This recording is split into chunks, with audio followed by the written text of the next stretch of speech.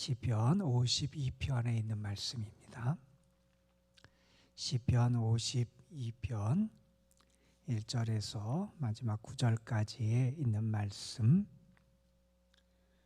오늘 우리에게 주시는 하나님의 말씀 시편 52편 1절에서 9절 말씀입니다. 하나님의 말씀을 함께 한 목소리로 받들어 읽겠습니다. 포악한 자여, 내가 어찌하여 악한 계획을 스스로 자랑하는가? 하나님의 인자하심은 항상 있도다. 내 혀가 심한 악을 꾀하여 날카로운 삭도같이 간사를 행하는도다. 내가 선보다 악을 사랑하며 의를 말함보다 거짓을 사랑하는도다. 간사한 혀여, 너는 남을 해치는 모든 말을 좋아하는도다.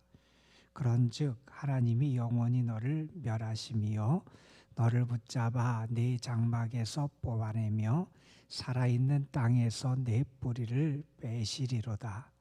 의인이 보고 두려워하며 또 그를 비웃어 말하기를, 이 사람은 하나님을 자기 힘으로 삼지 아니하고 오직 자기 재물의 풍부함을 의지하며 자기의 악으로 스스로 든든하게 하던 자라 하리로다. 그러나 나는 하나님의 집에 있는 푸른 감람나무 같으며 여호와의 인자하심을 영원히 의지하리로다. 주께서 이를 행하셨으므로 내가 영원히 주께 감사하고 주의 이름이 선하심으로 주의 성도 앞에서 내가 주의 이름을 사모하리이다. 아멘. 성탄의 계절이지요. 우리가 성탄을 생각할 때마다 우리가 잊지 말아야 될 것은 먼저는 하나님의 사랑일 겁니다.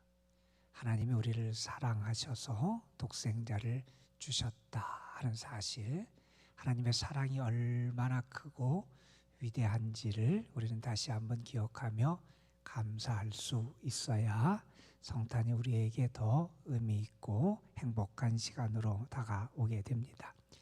그리고 우리가 성탄을 맞이할 때마다 항상 기억하는 것은 하나님 자신의 희생, 낮아지심, 내려놓으심, 그러한 은혜가 있어서 이 성탄의 역사가 우리에게 나타날 수 있었다 하는 것을 우리는 또한 기억하게 됩니다.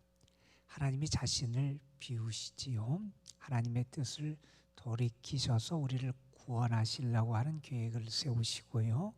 또한 하나님께서 우리 곁에 오시기 위하여 자신을 내려놓으시고 낮아지시고 희생하신 그 거룩한 희생과 사랑을 통해서 우리에게 구원의 길이 열려지고 성탄의 은혜가 임할 수 있었음을 우리는 늘 기억하게 됩니다. 여러분은 이렇게 표현을 했어요.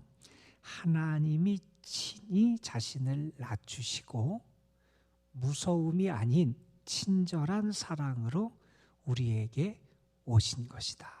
하나님이 스스로 자신을 낮추시고 친히 자신을 낮추시고 친절한 사랑으로 우리에게 오셔서 우리에게 은혜가 열리고 구원의 길이 열리고 그리고 우리에게 성탄의 축복이 임할 수 있었다 하는 거지요.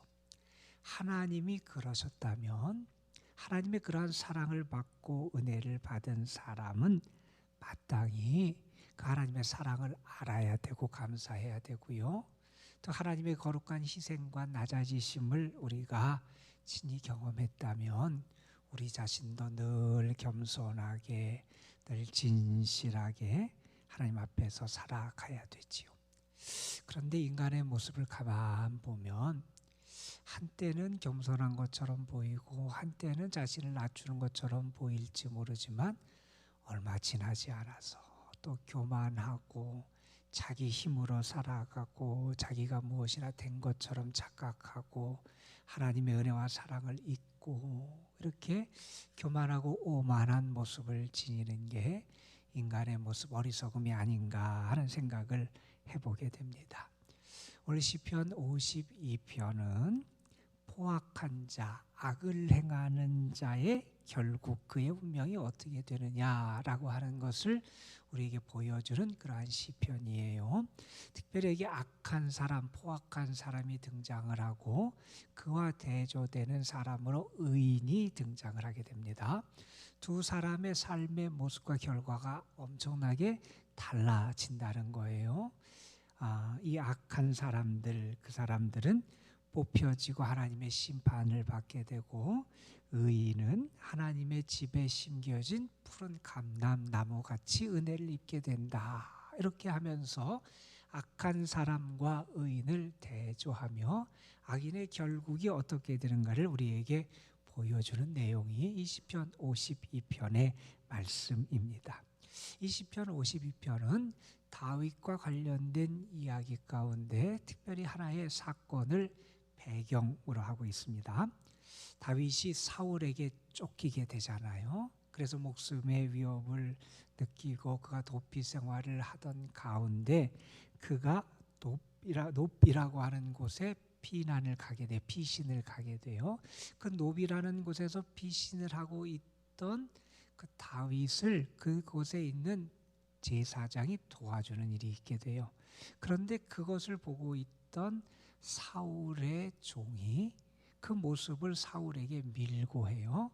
그래서 그 지역에 불행이 닥치는, 일어났던 비극적인 사건이 하나 벌어지는 일이 있게 되는데, 이런 얘기입니다.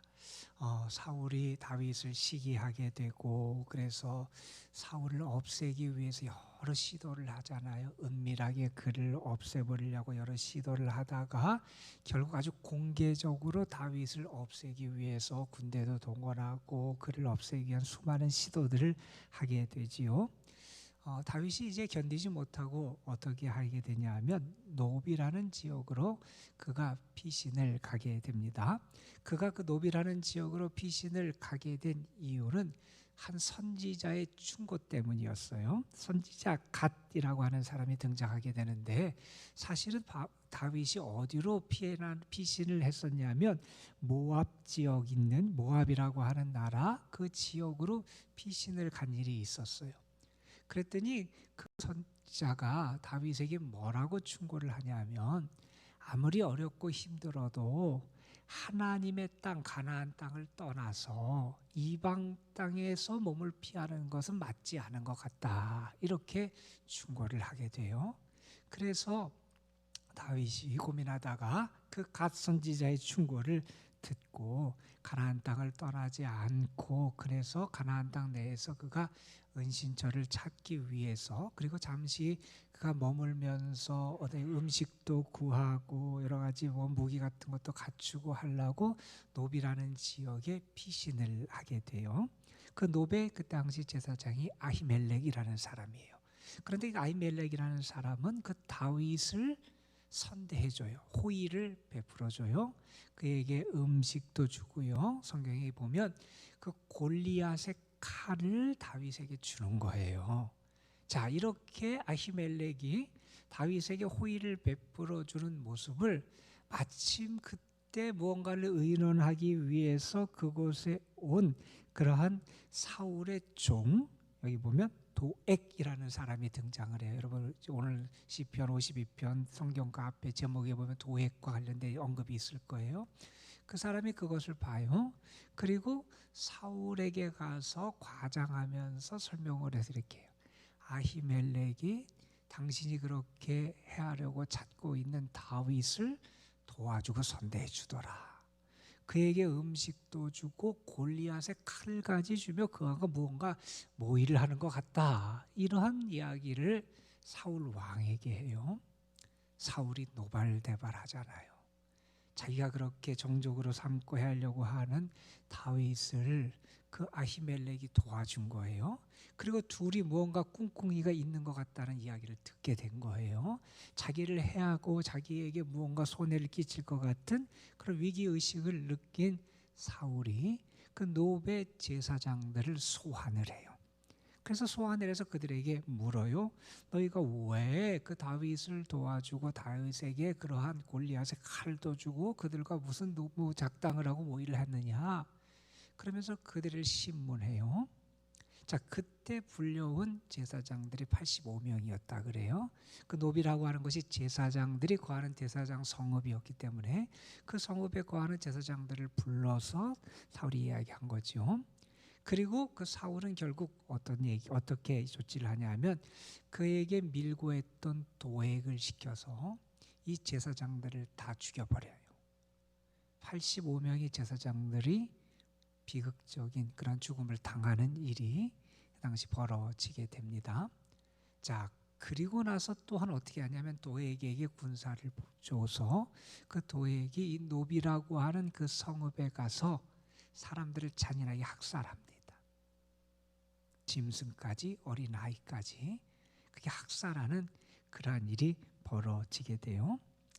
그때 이 아히멜렉의 아들이었던 아비아달이라는 사람이 겨우 목숨을 부지해요. 그리고 다윗에게 가서 벌어졌던 그 이야기를 사건의 전말을 전하게 돼요. 자, 그 소식을 들은 다윗의 마음이 어땠을까 한번 생각해봐요. 이런 비극적인 일이 일어났어요. 다윗 입장에서는 자기 때문에 그 마을에 그 성읍에 불행한 일이 일어나고 수많은 사람이 목숨을 잃고 비참한 그런 상황이 벌어지게 된 거예요. 그리고 그 일이 진행되는 과정에서는 이 도액이라고 하는 아주 사악한 사람이 등장을 하게 돼요. 자, 이러한 배경을 두면서 지은 시가 이 시편 52편이다 이렇게 이야기를 하는 겁니다. 여기에 보면 1절부터 있는 말씀에 보면 포악한 자가 등장을 해요. 사악한 자, 악을 행하는 자. 그 악을 행하는 자의 모습이 어떤지를 말하고요. 그 악을 행하는 자의 결국이 어떠한지를 노래하고 있어요. 자, 다윗은 이렇게 얘기합니다. 포악한 자여, 내가 어찌하여 악한 계획을 스스로 자랑하는가? 악을 행해요. 그리고 악한 계획을 세워요. 그리고 그 계획을 세우면서 스스로 자랑해요. 무언가 자기가 뭔가를 이룰 수 있고 자기 계획대로 뭔가 될 것처럼 생각하고 자기의 뜻을 이루기 위해서 악한 계획을 세우고 하는 이런 모습들이 그에게 나타난다는 거예요. 2절에서 이렇게 말합니다. 내 혀가 심한 악을 꾀하여 날카로운 삭도같이 간사를 행한다. 그 말로 다른 사람을 해하는 악한 말을 해요. 다른 사람에게 피해를 주고 그들을 억울한 상황까지 처하게 하는 그러한 일을 하고 있다는 거예요. 3절에 이렇게 말하죠. 내가 선보다 악을 사랑하며 의를 말함보다 거짓을 사랑한다. 사실 아히멜렉이 다윗과 사울을 없애기 위해서 뭔가 모의를 하거나 계획한 거 아니었거든요. 그를 선대해준 그런 모습을 보고 사울에게 가서 도액이 아주 잘못된 방식으로 이야기를 전달하게 되고 그래서 그런 불행이 벌어지게 돼요. 선보다 악을 사랑하고 의를 말함보다 거짓을 사랑한다. 그래서 이렇게 4절에서 말하죠. 간사한 자여, 너는 남을 해치는 모든 말을 좋아한다. 다른 사람에게 불행을 안기고 다른 사람을 해치는 그러한 말을 좋아한다. 이게 악한 자의 모습이라는 거예요. 악한 계획을 세웁니다. 악을 꾀하고 그걸 통해서 다른 사람에게 피해를 줍니다. 거짓을 말합니다. 다른 사람을 해칩니다. 이러한 포악한 자, 악한 자, 그런 스스로 그것이 무언가 자기에게 유익이 되고 자기 삶을 행복하게 할 것, 자기가 뭔가 된 것처럼 착각하고 자랑하지만 그것은 결국 그의 삶에 더 큰 불행을 야기하는 그런 일이 될 거라는 거예요. 왜요, 여러분? 5절에 그 이유를 설명하지요. 그런즉 하나님이 영원히 너를 멸하심이요 너를 붙잡아 내 장막에서 뽑아내며 살아있는 땅에서 내 뿌리를 빼시리로다. 너는 그렇게 되면 내가 무언가 흥할 것 같고 잘 될 것 같고 무성할 것 같고 열매를 맺을 것 같고 잘 될 것처럼 착각을 하지만 그러나 하나님이 너를 멸하실 거예요. 하나님이 너를 징계하실 거야. 하나님이 내 장막에서 너를 뽑으시고 내 땅에 내가 심겨 있는 땅에서 너를 뽑아버리실 거야. 그건 나무라고 생각해 보세요. 그 나무인데 그 나무가 뽑혀 있습니다. 땅에서 뽑혀요. 이제 더 이상 살아갈 수 없어요. 내가 이렇게 하면 내가 잘 될 줄 알았어요. 이렇게 하면 내가 흥할 줄 알았어요. 이렇게 하면 뭔가를 차지할 수 있을 줄 알았어요. 그런데 결국 하나님께서 너를 뽑아 버리시겠다. 그 포악한 자에게 그 결과가 무엇인지를 이걸 통해서 보여주게 되지요. 자, 그래서 어떤 결과가 나타나냐면 6절에 보면 이렇게 말합니다. 의인이 보고 두려워하며 그를 비웃어 말하기를. 의인들이 그를 봅니다. 아, 저렇게 자기의 악한 계획을 자랑하고 스스로 교만하고 다른 사람을 해치고 남을 불행하게 바치는 사람, 하나님이 저렇게 뽑아버리시고 멸하시는구나. 이걸 보면서 두려운 마음을 갖게 된다는 거예요. 그리고 말한다는 건 뭐라고 말하느냐? 7절 말씀입니다. 이 사람은 하나님을 자기 힘으로 삼지 아니하고 오직 자기 재물의 풍부함을 의지하며 자기의 악으로 스스로 든든하게 하려던 자라. 이 사람이 누구냐? 어떤 사람이었길래 이렇게 됐느냐? 그걸 보니 분명히 나타난다는 거예요. 하나님을 자기의 힘 도움으로 삼지 않고 살았더라. 자기의 꾀, 세상의 방식, 세상의 재물을 의지하고 살아가더라. 그는 자기의 악한 계획, 그것으로 자기를 견고하게, 그렇게 하면 자기가 잘 될 줄 알고 그것이 자기의 삶을 든든하게 세울 줄 알고 살아가던 자들이었다는 거예요. 그렇게 하면 잘 될 줄 알았어요. 그렇게 하면 무언가 그 자신의 삶에서 많은 것을 거둘 줄 알았지만 결국 하나님이 그들을 심판하시더라. 이게 그들의 결국이라는 거지요. 이 악한 자의, 포악한 자의 모습을 보면서 다윗은 이러한 것을 노래합니다. 하나님이 멸하시고 하나님이 뽑으신다. 그러한 사람들, 하나님을 의지하지 않던 사람들이고 재물을 의지하고 세상을 의지하고 자신의 악으로 살아가던 사람들, 하나님이 결국 그들을 심판하신다. 그것을 믿는 거지요. 그러면서 다윗은 8절 9절에서 그들과 대조되는 의인의 모습을 우리에게 전합니다. 의인은 어떻게 살아가느냐? 나는 어떻게 살아가겠느냐? 결단하는 모습을 보여주지요. 나는 하나님의 집에 있는 푸른 감람나무 같으며 하나님의 인자하심을 영원히 의지하리로다. 자, 악인, 포악한 사람은 하나님을 의지하지 않았어요. 그러나 나는 하나님을 의지하며 살아가겠다는 거예요. 그들은 하나님이 그 살아있는 땅에서 그들이 살아가고 그들이 의지하고 있는 땅에서 뽑아버리세요. 더 이상 그들을 지탱해 주던 게 그들에게 도움이 안 돼요. 그런데 나는 어떻게 되냐? 나는 하나님 집에 있는 푸른 감람나무 같다. 나는 하나님께 뿌리 내리고 하나님의 집에 심긴 그런 나무같이 살아간다. 왜요? 나는 하나님께 뿌리 내리고 하나님을 의지하는 사람이기 때문에 그렇다는 거예요. 여러분, 우리의 모습은 어떤지 모르겠어요. 의인과 악인의 모습은 달라요. 의지하는 대상도 다르고요. 자랑하는 것도 달라요. 그리고 무엇보다도 그 결국이 다를 수밖에 없어요. 여러분은 어떤 모습으로 지금 살아가십니까? 시편 1편 그 말씀은 이렇게 끝맺지요. 무릇 의인들의 길은 여호와께서 인정하시나 악인들의 길은 망하리로다. 정말 중요한 것은 내가 정말 하나님 앞에 신실한 하나님을 의지하고 하나님의 말씀을 따라 살아가고 주의 인자하심을 의지해서 살아가는 사람.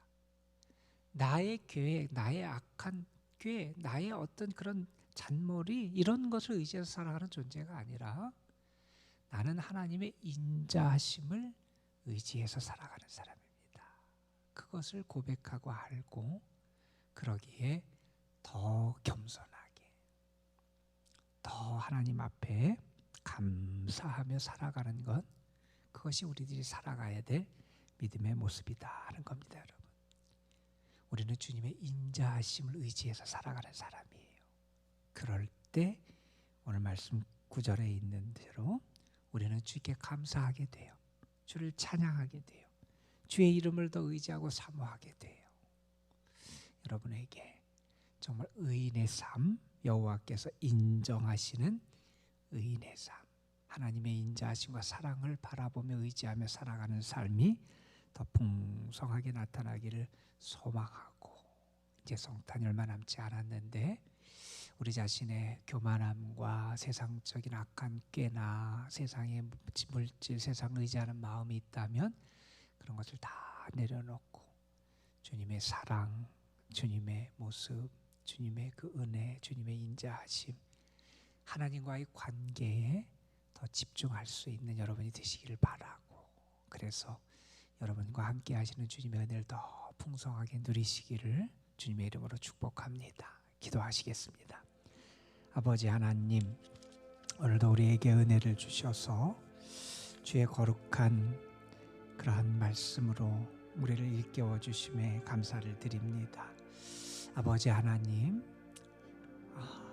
포악한 자의 결국, 악을 행하는 자의 결국 그 스스로는 자기의 악한 계획을 자랑하고 다른 사람에게 피해를 주고 다른 사람을 불편하게 하고, 그리고 자기의 재물을 의지하며 스스로 악한 계획으로 자신의 삶을 견고하게 세우려고 했지만 그 결국이 하나님의 심판으로 끝날 수밖에 없음을 우리에게 가르쳐 주셨습니다. 아버지 하나님, 우리는 악을 꾀하고 악을 자랑하고 세상의 재물을 자랑하고 의지하는 자가 아니라 하나님을 자랑하고 하나님을 사랑하고 하나님의 사랑과 인자하심을 의지하며 살아가는 주님의 사람들 되게 하여 주시고, 그래 우리의 삶이 여호와의 집에 심긴 푸른 감람나무처럼 주님께 뿌리를 내리고 주의 은혜와 사랑을 받고 살아가는 삶이 될 수 있도록 인도하여 주옵소서. 우리에게 세상적인 모습, 교만한 모습, 악한 모습이 남아있다면 그것을 다 주께 내려놓고 회개할 수 있게 도와주시고, 이제 하나님이 기뻐하시는 의인의 삶과 길을 걸어가는 저희들 되게 하여 주시옵시며, 무엇보다도 이 성탄의 계절에 주의 사랑과 자비하심과 인자하심을 더 풍성하게 경험하고 주님이 자신을 비우시고 낮추시고 희생하셨던 그 거룩한 희생과 그 은혜를 저희들이 깨달아 알고 우리도 주님을 더 닮아가는 모습이 나타날 수 있도록 도와주옵소서. 오늘도 사랑하는 성도들, 이 도남도제단에 속한 모든 가정들 하나님이 기억하여 주시기를 원하고 저들을 도와주시고 이끌어 주시기를 소망합니다. 특별히 연로하신 분들, 병약하고 병중에 있고 어려운 가운데 있는 성도들에게 오늘도 하나님이 친히 목자가 되어주셔서 앞서 저들을 이끌고 푸른 초장 맑은 시냇물가로 인도해 주시고, 혹시 사망의 음침한 골짜기를 다닐지라도 주님이 보호하시고 지키시는 은혜로 저들과 함께하여 주시기를 간절히 바라옵고 원합니다. 주의 은혜가 가득한 하루가 되게 하여 주시고 더 주님을 생각하고 주님과의 관계에 우리의 마음과 생각을 집중하며 살아가는 그러한 시간이 될 수 있도록 오늘 우리의 삶을 주께서 다스리고 이끌어 주옵소서. 오늘 하나님 앞에 드려진 일천번제의 예물이 있습니다. 김수영 집사, 하나님 앞에 일천번제 예물 드렸습니다. 드린 예물 받아주시고 하나님 귀한 가정과 또한 기도의 제목 위에 하나님의 부으시는 은혜가 가득 임하여 주옵소서. 이 시간도 우리가 마음을 다하여 주를 찾고 주께 기도할 때 주의 영이 우리와 함께하여 주시고 주님이 나를 도우심을 확신하며 주님께 모든 것을 맡기며 의지할 수 있도록 우리에게 믿음의 믿음을 더하여 주실 줄 믿사옵고 우리 구주 예수 그리스도의 이름으로 기도드리옵나이다. 아멘.